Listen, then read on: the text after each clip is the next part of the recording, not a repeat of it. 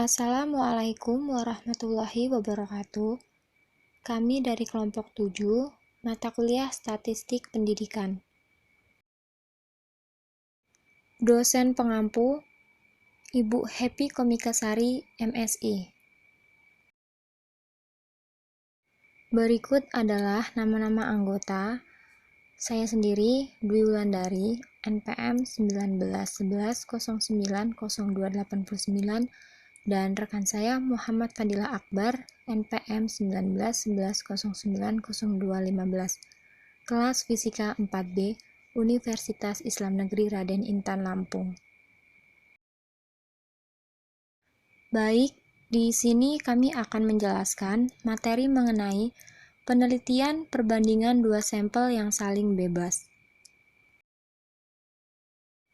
Yang pertama-tama yaitu pendahuluan.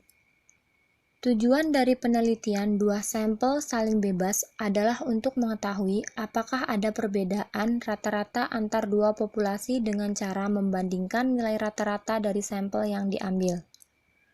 Dua sampel saling bebas harus diuji dulu normalitas masing-masing sampelnya. Jika kedua sampel berdistribusi normal, maka gunakan uji T. Sedangkan jika kedua atau salah satu sampel tidak normal, maka gunakan uji statistika non-parametrik uji Mann-Whitney. T-test mengacu pada jenis uji parametrik yang diterapkan untuk mengidentifikasi bagaimana cara dua set data berbeda satu sama lain ketika varians tidak diberikan. Sedangkan uji JET menyeratkan tes hipotesis yang memastikan apakah rata-rata dua set data berbeda satu sama lain ketika varians diberikan. Seperti yang kita ketahui bahwa uji T dan uji JET merupakan pengujian parametrik. Uji JET adalah salah satu uji statistika yang pengujian hipotesisnya didekati dengan distribusi normal. Sedangkan uji T merupakan statistik uji yang seringkali ditemui dalam masalah-masalah praktis statistika. Kemudian, perbandingan dua sampel yang saling bebas, yaitu meliputi uji T dan uji JET. Uji T terdiri dari pengertian, kriteria dari sampel uji T independen, fungsi dari sampel uji T, dan langkah-langkah pengujian independen sampel T-test. Sedangkan uji JET terdiri dari pengertian, fungsi dari sampel uji JET, dan rumus. Selanjutnya, uji T independen atau saling bebas. Uji sampel saling bebas atau independen adalah sampel bebas yang digunakan untuk membandingkan rata-rata dua kelompok kasus. Artinya, kasus yang diuji dilakukan secara acak. Jadi, tujuan metode statistik ini adalah membandingkan rata-rata dua grup yang tidak berhubungan satu sama lain. Adapun kriteria data dari uji T yaitu, yang pertama, data untuk dua sampel harus bersifat independen atau saling bebas. Yang kedua, sampel acak dari distribusi normal. Selanjutnya yaitu fungsi dari sampel uji T independen atau saling bebas. Fungsi dari sampel uji T independen saling bebas yaitu meliputi yang pertama, memperkirakan interval rata-rata. Yang kedua, untuk mengetahui batas penerimaan suatu hipotesis.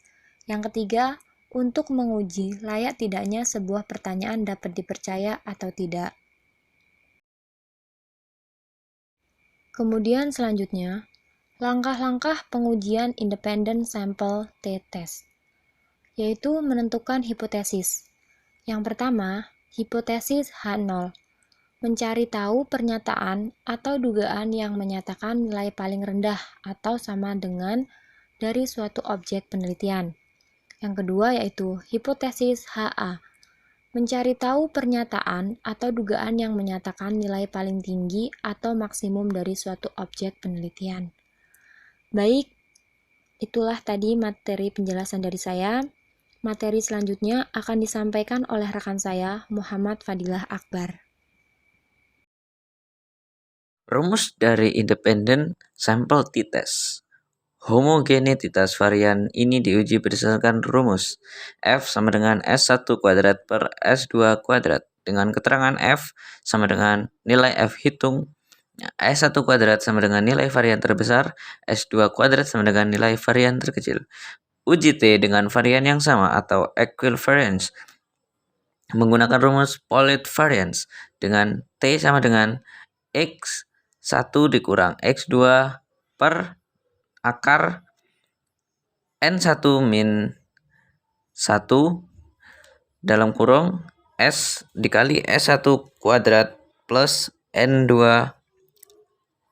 dikurang 1 dalam kurung dikali S2 kuadrat per N1 ditambah N2 dikurang 2 dikali dalam kurung 1 per N1 plus 1 per N2. Dengan varian yang berbeda atau unequal variance menggunakan rumus Partet variance dengan T sama dengan X1 dikurang X2 per S1 kuadrat per N1 plus S2 kuadrat per N2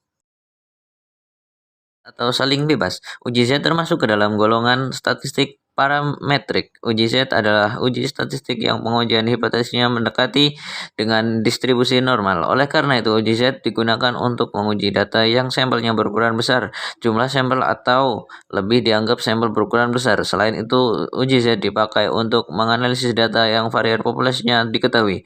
Namun jika varian populasinya tidak diketahui, maka varian dari sampel dapat digunakan sebagai gantinya.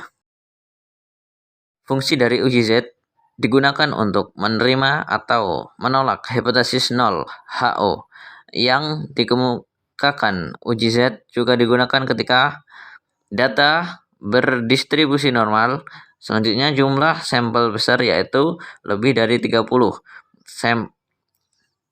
Kemudian simpangan baku populasinya diketahui dan yang terakhir digunakan hanya untuk membandingkan dua buah observasi. Sampel uji Z mempunyai rumus Z sama dengan X1 dikurang X2 per dalam akar omega 1 kuadrat per N1 plus omega 2 kuadrat per N2. Sekian materi yang bisa kami sampaikan. Kurang lebihnya kami mohon maaf. Kepada Allah kami mohon ampun. Wallahul muwaffiq ila aqwamit thoriq. Wassalamualaikum warahmatullahi wabarakatuh.